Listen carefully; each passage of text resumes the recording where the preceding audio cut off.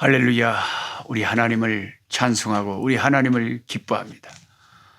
우리를 위해서 십자가에 달려 돌아가신 우리 주 예수 그리스도, 우리 주님께 감사와 영광을 돌립니다. 하나님 말씀을 매일 평균 성경 한 3장씩 공부해서 1년의 성경을 읽도가는 프로그램 꿀송이 보약 큐티, 오늘 2021년 6월 4일 금요일 시편 47편에서 49편의 말씀을 오늘 읽고 나누도록 하겠습니다. 제가 물론 모든 말씀을 다 해석해 드리지는 못합니다. 그 중에 핵심적인 것을 해석해 드리면 나머지는 여러분이 그 본문을 읽으시고 또 나름대로 은혜를 받으시기 바랍니다. 특별히 오늘은 시편 49편을 중심으로 제 큐티를 나누고자 합니다. 시편 49편은 찬양시도 아니고 제사 드리는 제의시도 아니고 지혜시라고 보통 이야기를 합니다. 고라 자손의 시죠. 인도자를 따라 부르는 노래, 고라 자손의 시. 제가 고라 자손이 얼마나 인생 역전을 이룬 하나님의 귀한 사람들인가는 어제 충분히 말씀을 드렸습니다. 이 시편 49편의 고라 자손은 아마도 부자와 권세 있는 자들에게 좀 서러움과 고통을 당한 기억이 있는 것 같습니다. 그가 그 고통과 상처를 벗어나는 과정이 이 시편 49편에 나타나 있고, 어떻게 벗어나는가 하는 설명이 시편 49편 본문에 나와 있습니다. 그는 지혜가 있었어요. 지혜가. 만약에 지혜로움이 없었다면 이 시인은 부러움 아니면 두려움, 거기에서 벗어나지 못했을 것입니다. 이 부러움과 두려움이 사람의 인생을 좀먹는 바이러스와 같은 것입니다. 두려워하는 것, 뭔가를 두려워하는 것, 또 누군가를 계속 부러워하면서 자기 스스로 만족할 줄 모르고, 아이고 나는 너무너무 만족해, 너무너무 행복해, 너무너무 감사해, 이렇게 살지 않고 남에 대한 부러움에 사로잡혀서 아니면 두려움에 사로잡혀서 벗어나지 못하는 인생은 참 불행한 인생이죠. 그런데 이 시편 49편의 저자인 이 고라 자손은 그런 부러움과 두려움에서 벗어났다는 것입니다. 49편 1절에 뭇 백성들아 이를 들으라, 세상의 거민들아 모두 귀를 기울이라. 자기가 간증 하나 하겠다는 거죠. 기천 빈부를 막론하고 다 들을 자다.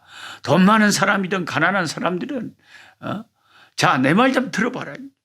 내 입은 지혜를 말하겠고 내 마음은 명철을 작은 소리로 읊조리로다.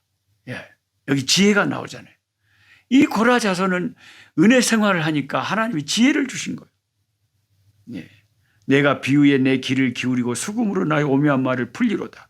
제약이 나를 따라다니면 나를 에워싸는 환난의 날을 내가 어찌 두려워하랴. 이 5절 보세요. 제약이 나를 따라다니고 나를 에워싸는 환난의 날을 내가 어찌 두려워하랴. 이 말은 두려워하지 않는다는 이야기예요. 안 두려워한다는 거죠. 내가 어찌 두려워하랴. 제약이 나를 따라다니고 나를 에워싸는 이 환난의 날을 내가 어찌 두려워하랴. 두려워 안 한다께. 왜 두려워 안 하냐? 두려워 안 한대요. 그 말은 또 어떤 의미로는 굉장히 두려워할 수도 있었다는 이야기죠. 자칫 잘못하면 두려워할 수 있었다는 이야기. 자기가 지낸 여러 가지 어려운 날들이 있었는데 자칫 잘못하면 두려워할 수 있었다. 그런데 결코 지금 두려워하지 않는답니다. 그 이야기를 들어보라는 거죠. 비슷하게 어려운 상황이 닥칠 때 어떤 사람은 담담히 감당을 하는 사람이 있어요. 그것을 견뎌내고 그것을 감당을 해내는 사람이 있어요. 끙끙거리면서. 근데 어떤 사람은 기겁을 하고 낙심을 하고 막 자살을 하고 막 술 취해버리고 그냥 막 세상에 빠져버리고 낙심천만이 돼가지고 나자빠져버린 사람이 있어요. 이런 차이가 있습니다, 여러분. 여기 본문의 시편 기자는 이제 더 이상 두려워하지 않는다고 말합니다. 신앙의 상당한 어느 정도 깊은 경지에 도달했어요. 6절에 보면 자기의 재물을 의지하고 부유함을 자랑하는 자는 7절에 아무도 자기 형제를 구원하지 못하며 그를 위한 속전을 하나님께 바치지도 못할 것은. 6절에 보면 그를 힘들게 하고 두려워하게 했던 것이 무엇이었는지를 얘기를 해요. 그게 이제 자기 입에서 나오잖아요. 그게 6절에 재물과 부유함을 자랑하는 자들에 대한 이야기로. 그러니까 이 사람이 정말 두려워할 수도 있었던 뭔가 마음의 압박감을 주던 것이 뭐냐. 자기는 너무 가난한데, 자기는 너무 핍절한데, 너무 부유한 사람들이 막 떵떵거리면서 사는 그 사람들을 볼 때 자기는 마음이 쫄게 될 수 있는 상황이었다는 것입니다. 그때나 지금이나 인간은 자기 재물을 의지하고 부유함을 자랑하는 경향, 그것은 그때나 지금이나 똑같습니다. 그런데 16절에 이 시인이 선포합니다. 사람이 치부하여 그 집에 영광이 더할 때 너는 두려워하지 말지어다. 자기가 깨달은 거예요. 사람이 그 집이 굉장히 돈이 많고 부유하면 영광스럽잖아요. 그 집 영광이 막 반짝반짝하잖아요. 그래서 16절에 사람이 치부한다. 돈을 많이 쌓아둔다. 수백억 수천억 부자다. 사람이 치부하여 그 집에 영광이 더할 때에 우리는 뭐 해야 되냐? 두려워하지 말아야 된다. 그런 걸 보면서 부러워하거나 두려워하지 말아야 된다는 거예요. 그런 배짱이 있어야 되는 거예요. 그게 신앙이에요.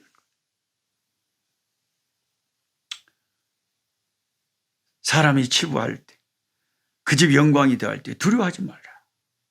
왜 우리는 불신자들의 부유함을 두려워하지 말아야 합니까? 그 대답을 그 다음 절 17절에 이렇게 하고 있습니다. 그가 죽음에 가져가는 것이 없고 그의 영광이 그를 따라 내려가지 못함이로다.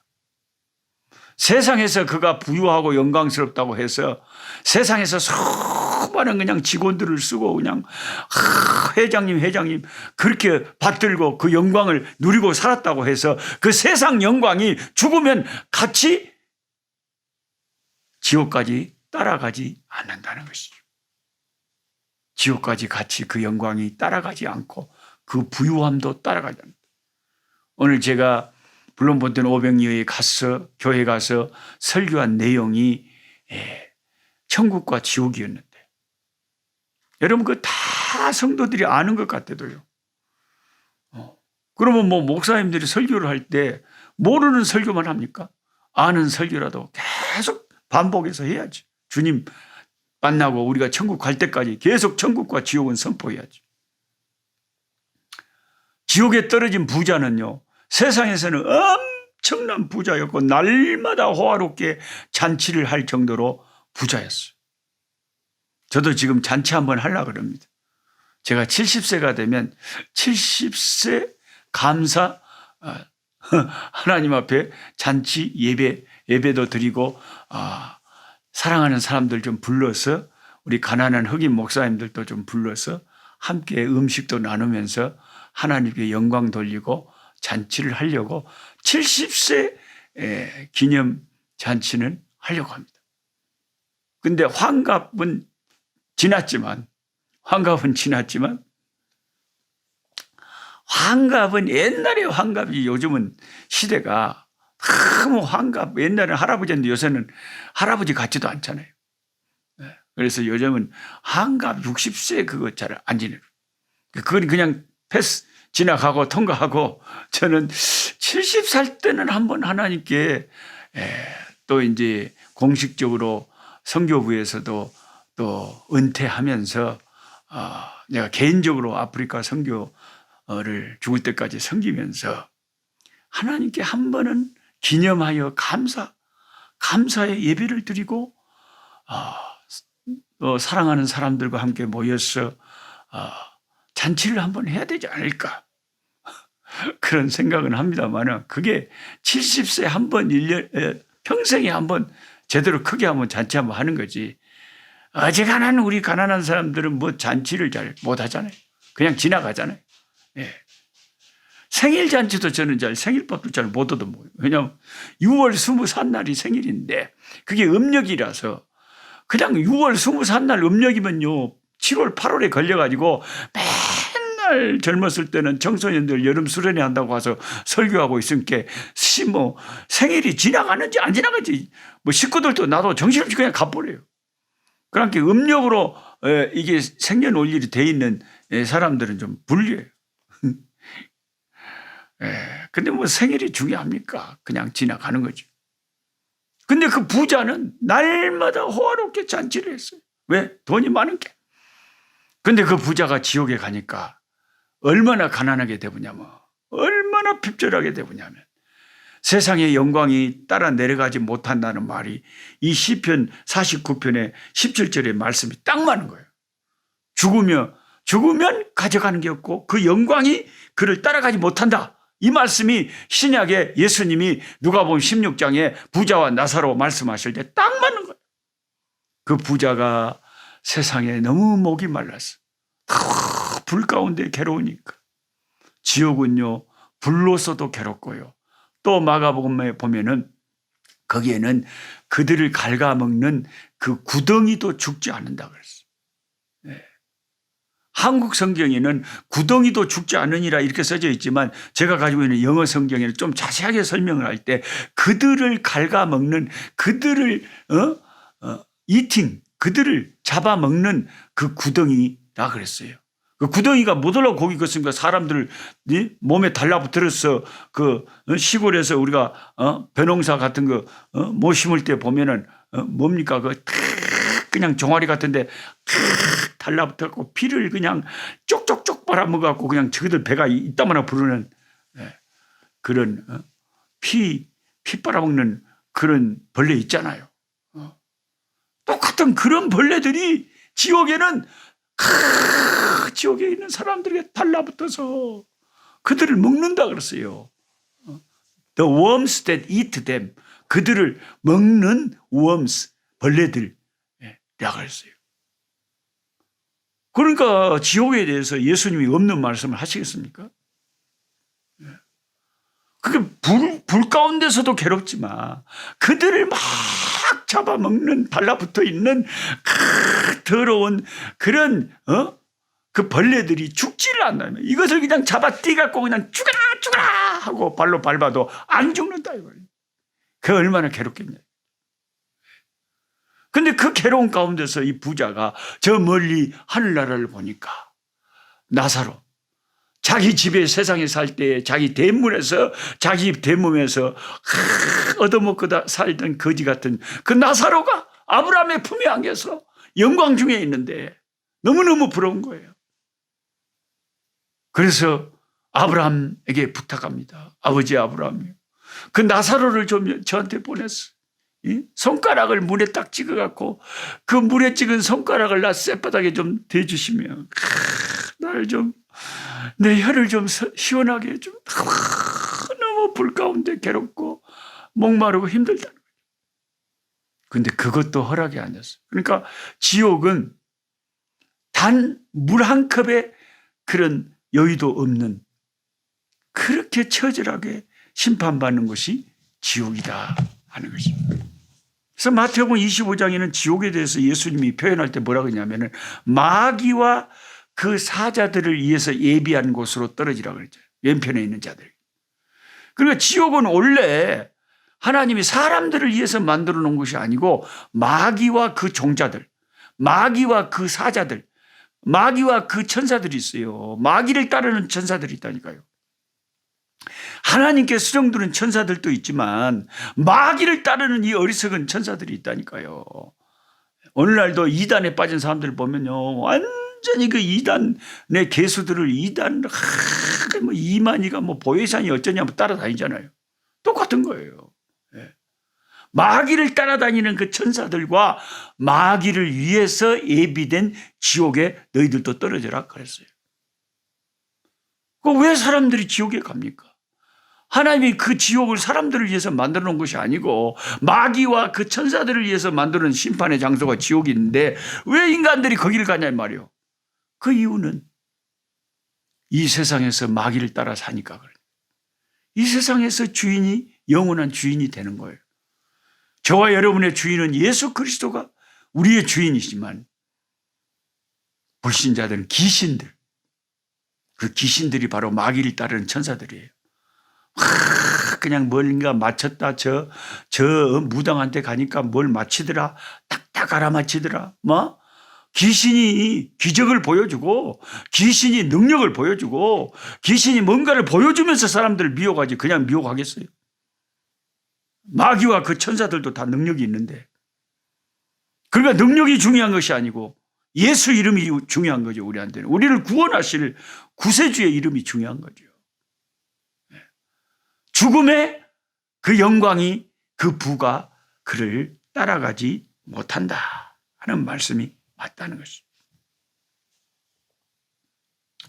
비록 그가 생시에 자기를 축하하며 스스로 좋게 함으로 사람들에게 칭찬을 받을지라도 그들은 그들의 역대 조상들에게 돌아가리니 영원히 빛을 보지 못하리로다.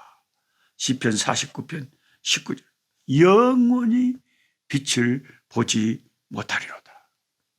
세상에서는 돈 많으면 막 칭찬받고 축하받고 막 대단하시다고 그러죠. 근데 그 영광이 세상 잠깐이라는 거예요. 죽어버리면 영원히 빛을 보지 못한다. 이 말은 지옥에는 뭐가 없다는 거예요? 지옥에 없는 것이 뭐 한두 가지겠습니까? 지옥에 없는 것 중에 하나가 빛이에요. 빛. 지옥에는 빛이 없어요. 거기는 빛이 없어요. 그래서 베드로서를 읽다 보면 사도 베드로는 뭐라고 말하냐면 저들을 위하여 예비된 영원한 캄캄함이다 그랬어요. 영원한 캄캄함. 무적행. 그 무적행이란 뜻은요, 없을 무자, 밑저자, 구멍 깽자. 그래서 깽은 깽, 구덩이는 구덩이인데 밑이 없다 이 말. 그러니까 우리가 한 1000배타만 밑으로 구덩이로 내려가면 캄캄하겠어요? 안 캄캄하겠어요? 캄캄하지. 근데 지옥은 얼마나 밑으로 내려가냐? 끝터리가 없단 게 밑도 끝도 없이 한없이 내려가는 곳에 지옥이 있다는 거죠. 우리가 그래서 하늘은 올라간다 그러잖아요. 하늘은 우리가 올라가, 천사에 이끌려서 올라가는데 올라가. 지옥은 죽음에 죽어서 내려간다는 거예요. 제가 죽음에 가져가는 게 있고 그를 따라 내려가지 못한다. 17절에 그랬죠. 내려가는 것이 지옥이고 천국은 올라가는 것이고. 천국은 위에 있고 지옥은 완전히 무적행, 밑도 끝도 없는 구덩이. 거기 지옥이 있으니까 빛이 있겠어요? 빛이 없지요. 캄캄한 어둠 속에서 사람들이 신음하면서 고통하는 곳이 그것이 지옥인 거예요. 근데 반대로 하늘나라로 가면 천국은요, 빛의 나라다 그러죠. 빛의 나라. 왜냐하면 예수 그리스도가 빛이시고 하나님이 빛이시고 성령님이 빛이 되시니까 해가 필요 없고 전기불이 필요 없고